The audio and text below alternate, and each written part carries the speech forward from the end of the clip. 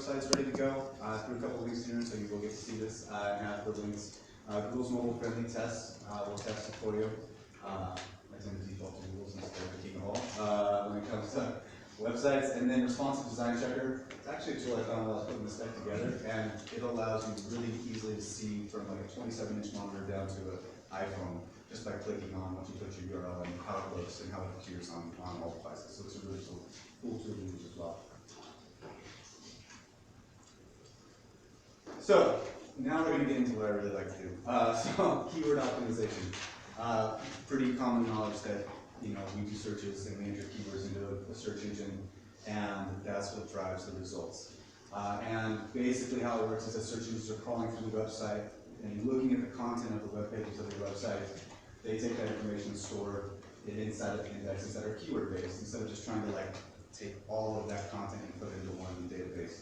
And by doing this, it allows them to retrieve and return data in a much faster time frame, which makes the user experience for us much better, and why Google is still superior to pretty much all of the other search engines. And so the big question then becomes, how do we optimize our website, and what keywords should we use to optimize the website? And to do that, we have to get into some keyword development. And so when you look at your business, I looked at Anvil when I first started working here, and we looked at keywords that are applicable to the company and services and products. You ask the president, you ask the CEO, make sure that you get the keywords they want to be ranking for listed. You figure out the ones that you want or you think are most important because you're the expert in SEO, if you're doing SEO for them, and you come up with a list. And so some examples of what we did for Anvil was social media marketing, paid media marketing, digital marketing, variations of that, digital marketing agency, digital marketing firm, social media marketing agency, and so on. And then we take that list of keywords and we test and find out how many times those keywords are actually being looked for. And to do that, I use Google AdWords Keyword Planner. There are some other tools out there that you can use. You can then take this extensive list of keywords and find out how many times in the past 30 days in a geographic location, whether it be here in Portland, or whether it be in Oregon, or whether it be in the United States, or even globally, how many times people are actually looking for a digital marketing agency or social media marketing. And then once we know that, now we know what people are actually looking for. Okay, great. Well, that doesn't mean that's how you're necessarily best going to rank, but we now got our core list kind of built. What we also then like to do is take that core list and expand it out. And so we'll kind of, it's like you break out the thesaurus and you start looking at synonyms and you look at phrases that may be used. You can go in, and one great tool to use is actually just go into the search and type in digital marketing, and you'll see in that suggested list of results that Google drops down, search digital marketing agency, digital marketing, and it'll list off what people have previously searched for because it's trying to anticipate what you're looking for. And grabbing that list alone is a great way to kind of build out and get ideas for what you want to go ahead and optimize your website for, or potentially even write content around on your website. And you also kind of, again, want to take those initial core keywords and expand them out. So I'm using more long-tail type keywords such as online marketing services in Portland, Facebook and Twitter marketing, Google AdWords campaign management, etc. Because those terms are applicable to paid media marketing or social media marketing or digital marketing, but more specific either to an area and location or even general in its term when you say online marketing services, which is going to apply to digital and not analog media. And then from there, you're going to start updating the keyword optimization of your website. And so for me, initially I started with 4, which is the title tags. This is the first aspect, and most SEOs will know this. This is the first thing that Google sees inside of the HTML of a website, of a web page, I should say. It's usually somewhere within your first 30 to 50 lines of code in the actual HTML page. And so what I like to do is really get those core keywords that we determined here, the number 1, what those are into the title tags. In my experience over the past 5 years of doing this, most people tend to search for 2 to 3 word keyword phrases. And so those keywords are great. And there's rules on how you write your title tags. You can only have up to 65 to 75 visible characters. I tend to shoot for the 65. And there's also data that shows the full title tag, which is the link that appears in Google as well, that you click on. if you have one that's truncated, or you see a little dot, dot, dot after it, less people are likely to click on that than if they can see the entire title tag. So, using a two-word keyword phrase or a three-word keyword phrase separated by hyphens is a great way. You can get 2 or 3 main keyword phrases into that title tag and get that at the top of the code of the HTML for the search engines to index initially. And that will define what the website is about or that specific page is about. So if you have the homepage of Anvil Media, we might use digital marketing agency, which I think we actually do, digital marketing firm, social media marketing agency, or something like that. If we have a page that's specifically about social media marketing, then we're going to use social media marketing agency, etc., and really drive down to more specifics about the actual page content itself. Again, with the intention of Google seeing the title tag as they index that page and then matching that to the actual content of the website and the web page, depending on where you're at with that. Then what you're going to want to do is take those keywords as well and look at how you can update the page content. The content of the pages should also contain the primary keywords that you've found to be searched for. But again, you're also going to want to look at the ways you can integrate the synonyms and variations of those terms into the content, because Google is definitely taking a much more holistic approach to how they are reading web content and trying to anticipate the intent of the searcher and what they're trying to find. So they're going to take a phrase like online marketing services in Portland and realize that you're looking for digital marketing agencies or digital marketing firms. And so it's important to try to figure out what those are. So you don't have to just say digital marketing, digital marketing, digital marketing, digital marketing for every single page. You want to kind of make it natural, make it flow, write well, make the content engaging, make it fun. And that will actually resonate with Google, and Google will be able to anticipate and return the right results based off of that. All right, so that's keyword optimization in a nutshell. There's a lot more to it in a lot of ways, but a couple of tools that I like to use, of course, Keyword Planner, which I already mentioned at number 2 there. The title tag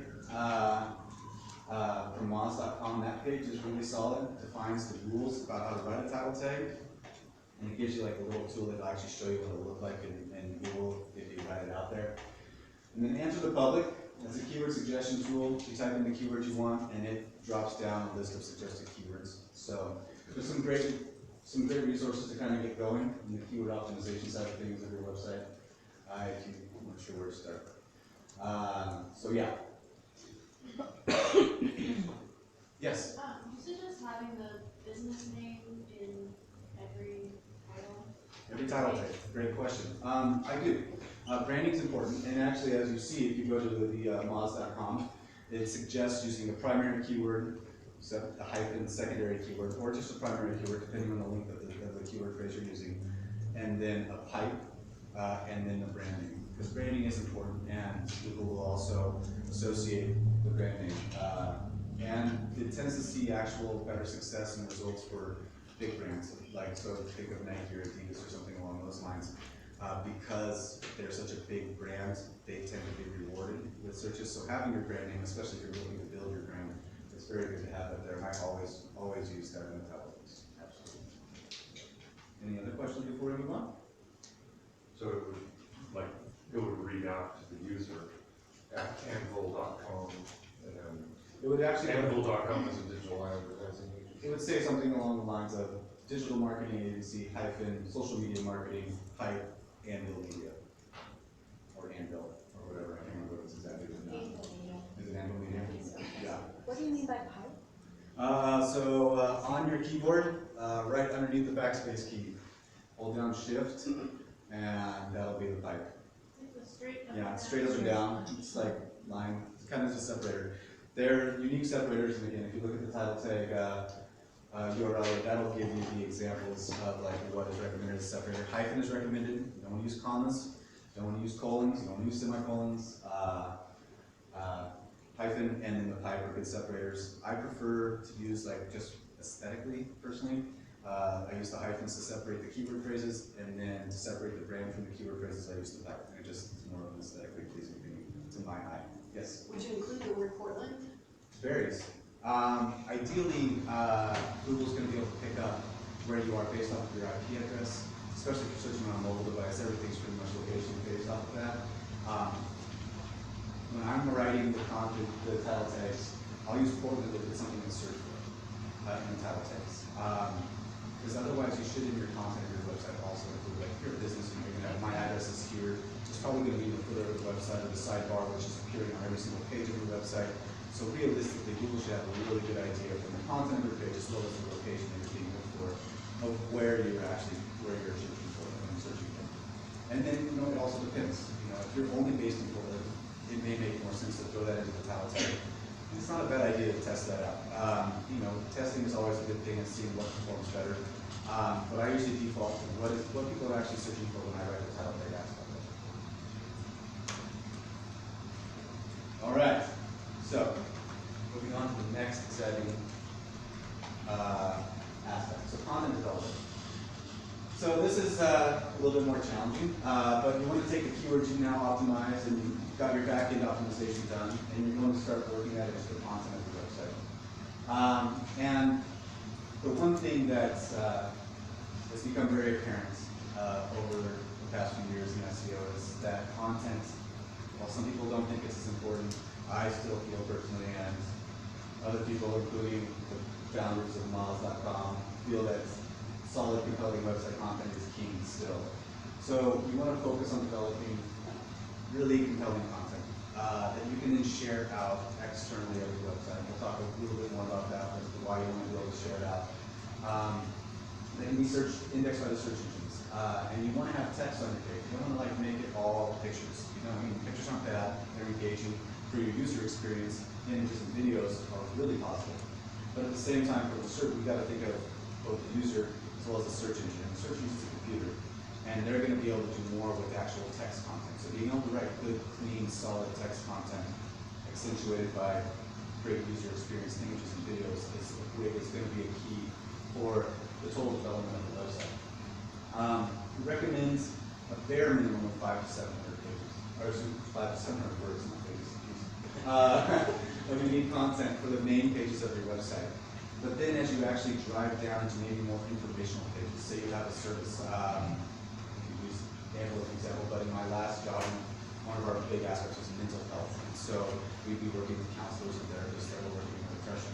So we would say, you know, write a page about depression, and it should be somewhere between, you know, I believe 1,500 words. And because what we're starting to see is that Google is returning results that are for blog posts as well as informational pages, somewhere between 15 and even up to over 2,000 words on a page that are performing better organically than pages with less content because they have no index content. Now, how you approach the structure of that page is a whole other volume.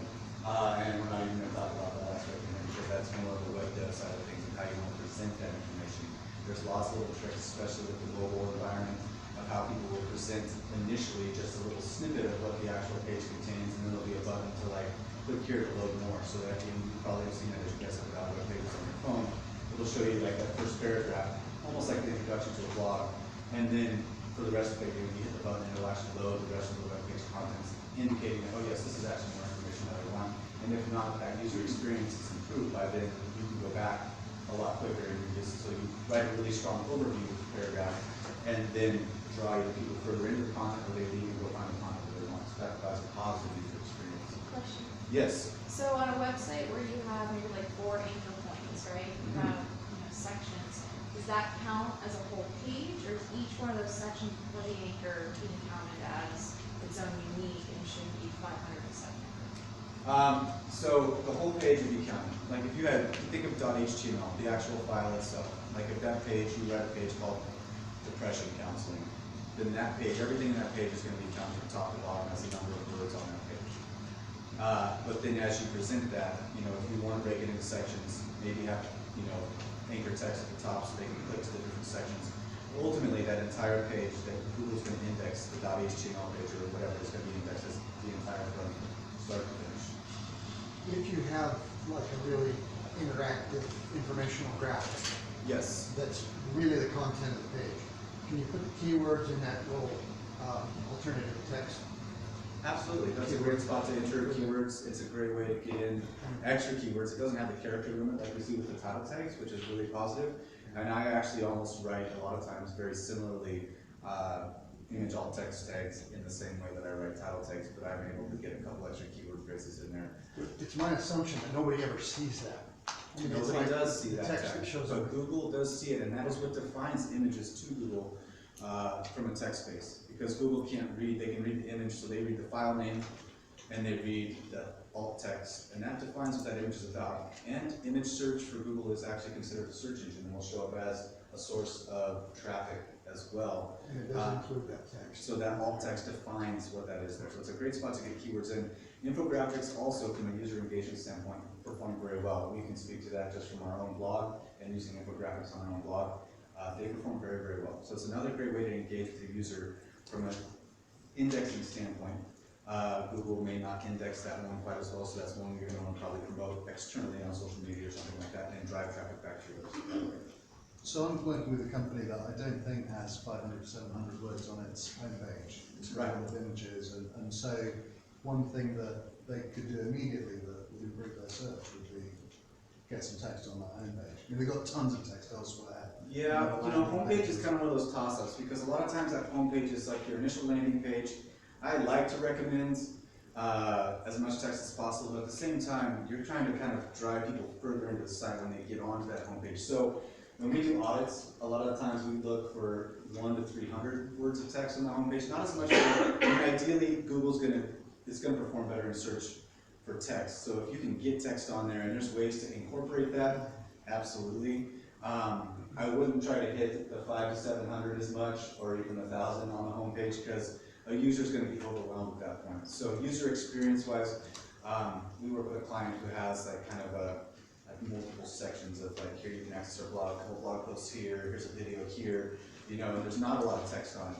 But the whole goal of that page is designed to drive people into the different areas of the website. So it's kind of a toss-up. We want that user experience to be positive, so they then continue into those pages that contain the information. They're going to convert them into the lead, or convert them into they drive to the product they want to get to. So I would say shoot for, homepage can be a little bit different than the rest of the page of the website. You can get away with less text there, but if you can work it in, it's definitely going to resonate better with Google and the organic search results. Yes. Yeah, sorry, Yeah, probably please. want to move on, but, Oh no, go for it. Specifically with WordPress websites, we'll have a site with like the latest news item, like somewhere on that front Mhm. page. Does Google look at the snippet from that? The snippet from the latest. Latest news item, like it's coming from the blog, and we're showing it on the homepage? Well, they'll index that content there because, again, that still shows up in the code of the page. So, that's got a container in HTML, and that container then contains that initial introduction to that first 150 characters or whatever. So that will get counted as word content on the homepage when it gets indexed. Yes. So that could be applicable and used for indexing purposes as well. So again, that also influences like, hey, what do we want to display here? Is this the latest news, or do we want to have something that's going to be more applicable to the promotion that we're going on this month? And so on. So you can kind of use that in your marketing planning as well. Could it be that the blog content that streams through disappears while still being indexed? What do you mean by Like if I search for something that was indexed, I search for something and I pull up a page that has a blog content which shows up and disappears, that content has already disappeared, I wouldn't see what I searched for. If it's self-scrolling. It's temporary content that goes away. Well, but it's actually still on your blog though, right? It's just not on the homepage, you mean? Right, but if you have like a feed that comes and goes, would that? Well, again, that also depends on when Google indexes, because they are indexing on kind of a consistent basis, and they do different levels of indexes as well. So they will do a very thorough deep dive into your website and index as many pages as you've submitted in your sitemap or whatever. And then they'll come through in the next couple of weeks and just kind of top level and just grab a few of the pages, see if anything's changed. So there might be some stuff that's indexed, and you'll see this. I don't know if you guys have ever started a new website or you're making a massive modification to an existing website. So you've changed. Let's just say you go in, you change your title tag and your meta description and everything like that. But then that old title tag and meta description shows up for a couple months, even though the changes have been made. So the indexing process doesn't get time to take recognized. So you might see stuff for a little while, or it may even miss it altogether, especially if it's something that's spooling through. Is there a tool to say, hey, search my site again? Yeah, you can do that through Google Webmaster Tools. You can actually fetch and submit sites to be re-indexed through Google Webmaster Tools. So if you do make a massive update or a significant update to a page, you can go in and do it from there. Yeah. You should find that draw error though, right? You should get a report or something like that, something's wrong with the broken link. Yeah, you can do that from Google Webmaster Tools as well. It'll list the crawl errors that you have, if you've got any 404s, if you've got anything that's timing out on the server. So that'll also be in that same spot. It's just a different section of the Google Webmaster Tools Search Console. Awesome. All right, here we go. So, content implementation. How often should you update your website? So this is kind of varied. It varies. We like to add content to our website at least once a week, and it performs very well when we do that. But it depends on your business. How competitive is your market? Are you out in Eastern Oregon somewhere where you have no competition whatsoever? Or are you here local and you've got 10 other businesses that are competing for that space? Are you national business, global business? No. Like how big are you? I mean, so there's lots of factors. I honestly suggest if you can get something on your website once a week, it's going to be important and it'll help you perform way better. But at the same time, resource limitations, we all got tons of stuff to do and stuff that does get pushed, so a couple times a month, once a month, but at least once a month. At the very, very bottom, get something on your website at least once a month, whether it be a blog post, whether it be a new services page.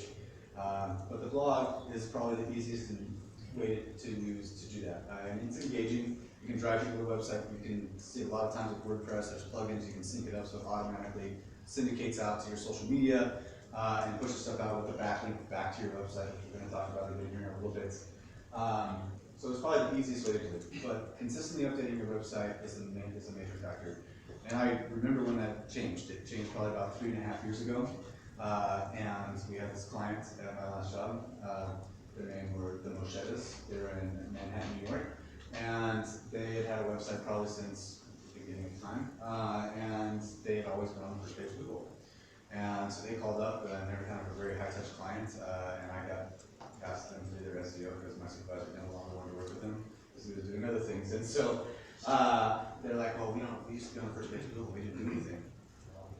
I think, and I was like, well, I don't know, let's do these updates. And we updated the title tags, and that didn't work. And they're like, well, we're still on the first page of Google. And I'm like, well, okay, well, at this point, it's been like every week for like 8 weeks in a row that they've called me. And so I was just like, okay, well, how about we do this? Let's just put an update on your website every week, or once a month, and we'll just see if that helps. Just so they would stop calling me, at least, once a month I would talk to them instead of once a week. And sure enough, we started getting more traction. We got back to the first page of Google for their counseling business.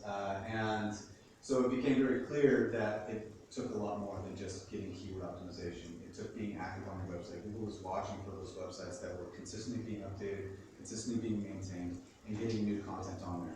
Now, after that, they ended up dropping out because their content was horrible and wasn't engaging. But that was a whole different story, and it wasn't my responsibility to write. So it worked out. But anyway, being consistent in updating your website is key. Google is going to watch for that, and you're going to want to see new content. And again, as we talked about previously, engaging content that is applicable and strong and well written and holistic. So therefore, it's not just digital marketing. It's online marketing for in Portland and so on, using keywords and phrases like that as well. Yes? So this company that I'm working for does a good job on the blog content, but every time they've made changes to the website, they've seen like just a drop in traffic, like a cataclysmic drop in traffic, that makes them very nervous to do anything on the main pages. I'm just wondering if you can give any insight into the types of things that might have caused that in the past, and that I can help give them comfort that it won't happen. Yeah, no, so what do you mean by like changes to the website? Like, are you talking like they changed the template completely, or they? So it could be template, certainly, or changes to the template. And they've done some they've got a big commerce site, and they've done some customizations to the template, which I think are maybe giving them problems in things like how it shows in mobile and stuff. They've got a ridiculously high bounce rate. So yeah, I mean, it's tough to say, but of course without looking at it, so I'm just going to theorize here. At this point, I would say normally changes to a website of any type are positive, because again, we're showing Google that we're being active, we're showing others that we're being active on the website. And so therefore, the change aspect, I don't think is probably the problem. If there's issues with redirection, you know, more backend stuff like domain stuff, where they're like maybe switching they added SSL, so they've got now HTTPS instead of HTTP, and the redirections aren't correct. And so there may be some shifts and changes and fluctuations in that. I'd probably dive into the more technical side of what's happening at that point, because honestly, changing to a new look, unless it's just like all of a sudden they just, you know, I mean, if they switch to a template and that template is just poorly written, and so it's got a lot of in-page CSS and in-page script and page speed issues and stuff like that, that could be affecting their drop in performance. But overall, changing the content of the website is always going to be a good thing, because again, that shows activity, it shows that you're trying to engage with your user and not just sit back and wait for everybody to come to you. So I'd probably dive in more technical and look at the technical side of it on that at that point. But yeah, overall, yeah, changes should be positive.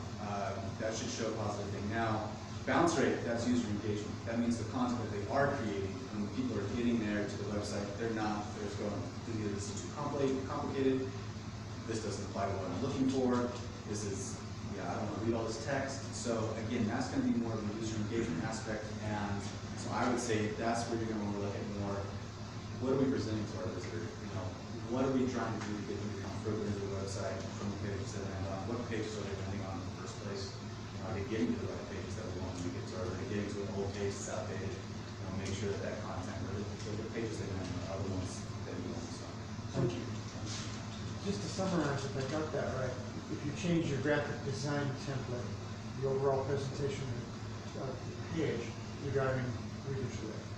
No, not necessarily. I mean, it depends on, like, I mean, Unless, of course, you gotta do it to fix something, but it sounds like that kind of disrupts the reading flow.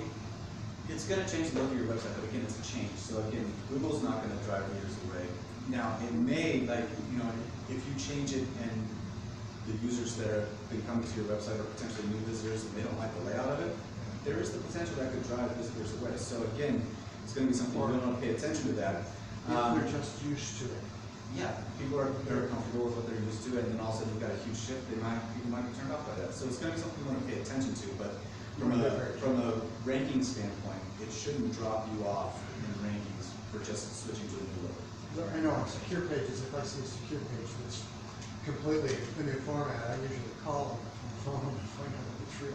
Well, you know, and secure pages are now becoming kind of the standard. Everybody's kind of shifting that way from a technical standpoint. So that's something hopefully you won't make a lot of phone calls for. But because that is definitely something, if you guys haven't done it and you guys are in charge of that side of the website, HTTPS is now definitely the standard that everybody's looking to. But that's a whole another presentation someday in the future. But anyway, any other questions on how frequently to implement content?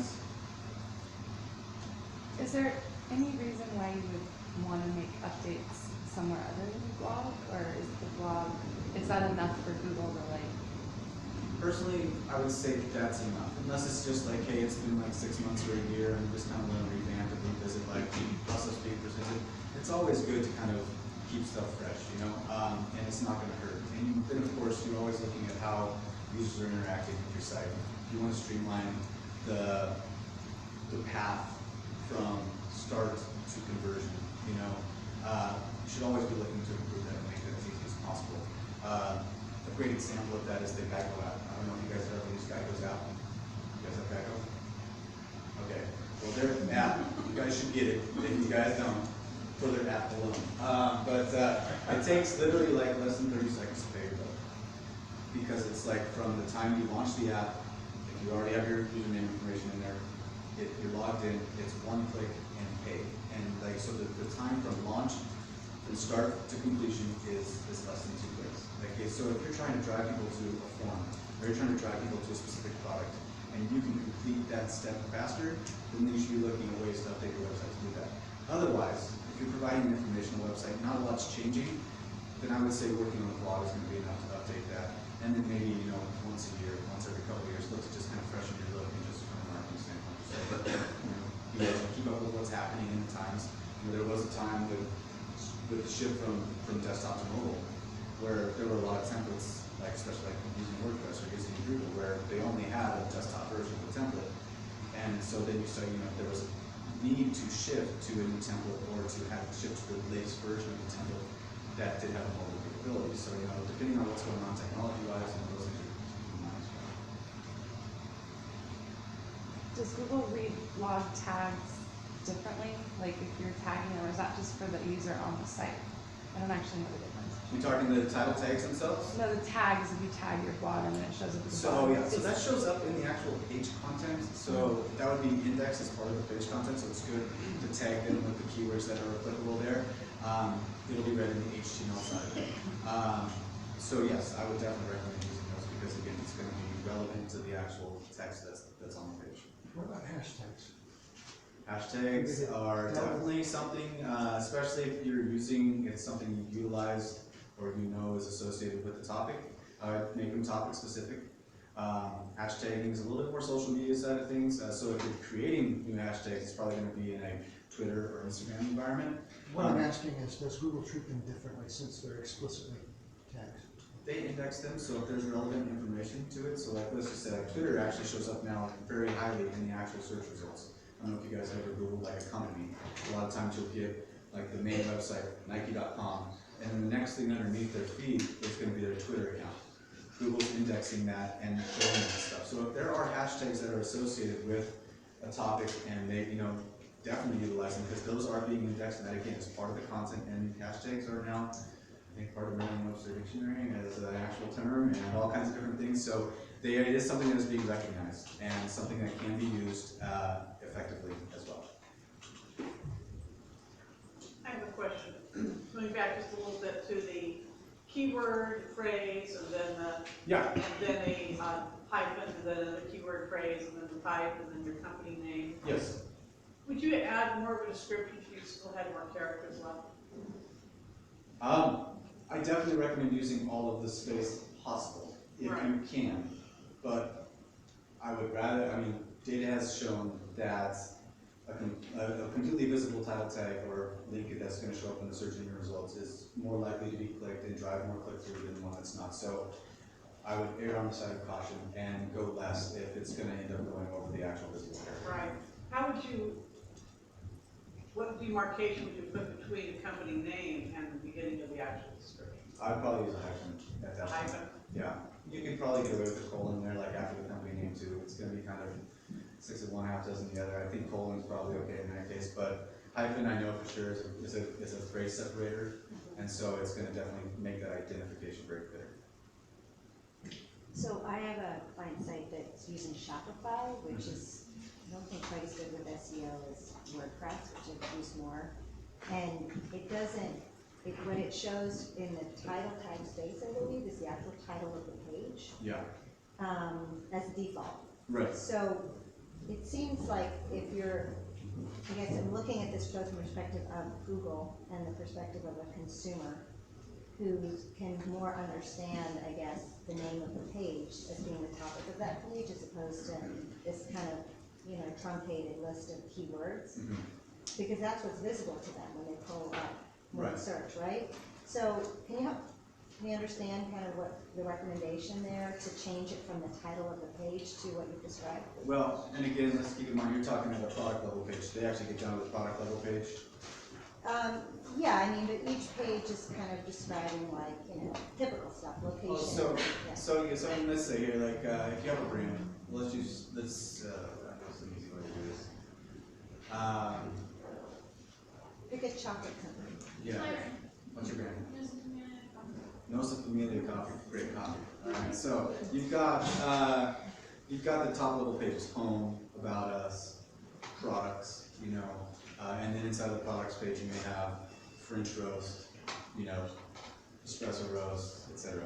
So your top level pages, you're going to want to have those keyword phrases separated by icons, so home and stuff. But when you get to that product level page, you're going to want to name it. So if there's like a special type of espresso roast, like our Christmas espresso roast or something like that, you'll want that to be the page title, and you'll probably want to put that as the page name at the product level. So when I'm working on e-com sites, like when I get to that product level, I usually leave the product name in there, and then if there's space, some product names are really long, so they're going to take up even more than the past the hyphen. I I don't really worry too much about that. You know, a lot of times you're not gonna get those pages returned in search results unless someone's typing in exactly the product name. And again, that kind of steers away from the practice that people usually do, which is a 2 to 3 word keyword phrase search. So, so I will definitely default to leaving the product name in there when we use the product level. If there's space for another keyword phrase that's maybe generally applicable to the category that it's in, I'll do that. So let's say it's like a Nike backpack or something, so you've got like the LeBron James awesome backpack, type in Nike backpack, you know, Nike.com, or something along those lines, and do it that way. But those category level pages, those top level pages, I will focus on the keywords, because those are gonna be more likely to return the search results than the actual product, unless the product is different. So it's like if the pages say our coffees, you know, and then it's just, it doesn't have individual pages for each one, you would. I would probably take the highest, most commonly searched around was our coffee. So if like espresso roast and French roast was more searched for than a Colombian roast and whatnot, then I would probably utilize like, You call that your to product. spread those and do those in the title tag. So it steers them to your product So page. it steers them to the product page, Okay. and it's the most commonly searched keyword phrases around there. Thank you. Yeah. All right, any other questions? Can we move on? Awesome. All right, so now I've got the website going, and we've updated keyword optimization. We've got content being generated on a consistent basis. What are we going to do with it? So, top 2 ranking factors for organic search: on-site optimization, which we've been talking about today, and external optimization or off-site optimization, which involves building your link profile back to your website. So link building is a link profile that is the number of links that point back to a website from other external websites. And why is it important? The more high quality websites that link to you, the more likely you are to rank well in organic search. Google's been using this as a ranking factor since the beginning. This is what actually set Google apart from other search engines initially, and why they are so big today is because they developed PageRank, which is based off the number of links that link back to a website, and therefore ranked pages, and they were able to return more effective results, which is why they grew so fast and became really hard to hit. And this is still used in ranking. So on-site optimization and link building are the 2 top factors, with RankBrain, which is their machine learning algorithm, at number 3. So how can you generate links from external sources? This is kind of a very challenging conundrum. It takes a lot of legwork if you want to try to get external links back to your websites. You can reach out to people who are in the industry, or maybe you're doing a news article about you, and say, hey, can you make sure you link back to our website, or would you like to link back to our website? We'll link to your website, you know, do a little give and take.